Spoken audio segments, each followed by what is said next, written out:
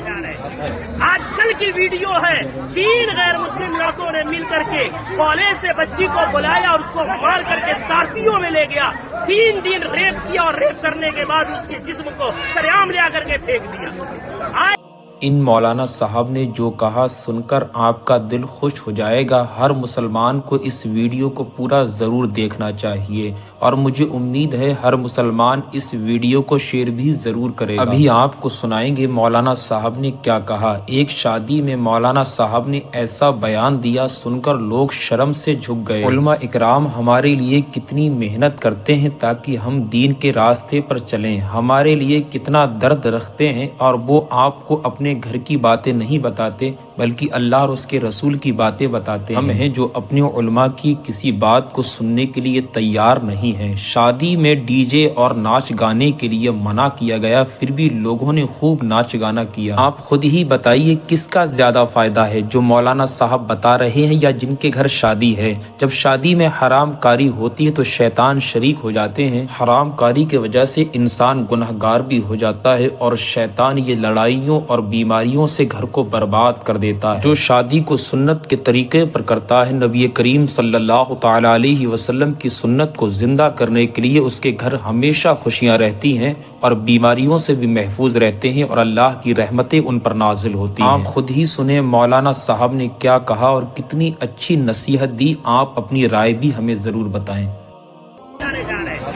آج کل کی ویڈیو ہے، 3 غیر مسلم لڑکوں نے مل کر کے کالج سے بچی کو بلایا اور اس کو مار کر کے اسکارپیو میں لے گیا، 3 دن ریپ کیا اور ریپ کرنے کے بعد اس کے جسم کو سریعام لے کر کے پھینک دیا۔ آئے دن یہ خبریں آ رہی ہیں۔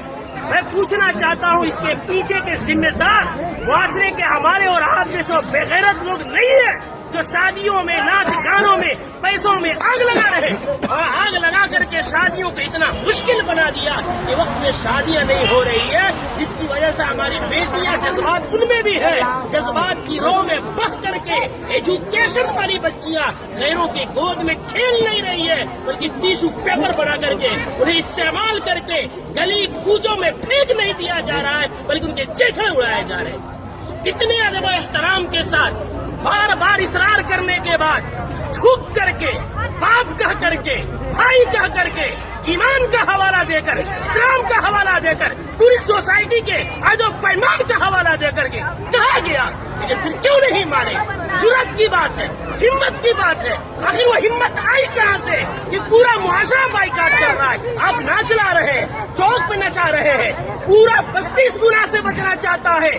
خدا کا خوف کھائیں ہم لوگ، کل قیامت میں کیا منہ دکھائیں گے؟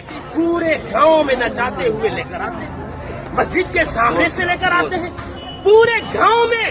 یہ کیا ہے؟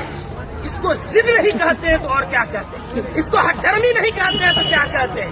کون ہے وہ مولوی، کون ہے وہ عالم دین جس نے قرآن اور حدیث پڑھا ہے اور اتنی سختی سے منع کرنے کے بعد اس مجلس میں اس شادی میں ناچ گانا ہو اور وہ نکاح پڑھائے، اس کا قرآن اور حدیث اجازت دیتا ہے؟ میں تو احترام کرتا ہوں کہ انہوں نے پہلے ہی جو ہم سے محبت اور شفقت کے ساتھ اقرار کیا ہے۔ کون ہے ایسا جو جس مجلس میں ناچ ہو رہا ہو، جس اسٹیج میں ویشیوں کا دھندا چل رہا ہو، جس اسٹیج میں کھڑا ہو کر کے بہنوں کے پاؤں میں گھنگرو باندھا جا رہا ہو، ان کے سروں سے دوپٹے کھینچے جا رہے ہو، جس نکاح جو عبادت ہے اس عبادت کے اندر معاشرے کے لنگے لفنگے اور لونڈے عورتوں کے پیچھے تالیاں بجا رہے ہو، وہ نکاح میں کس مولوی کا علم اجازت دے گا نکاح پڑھانے کا؟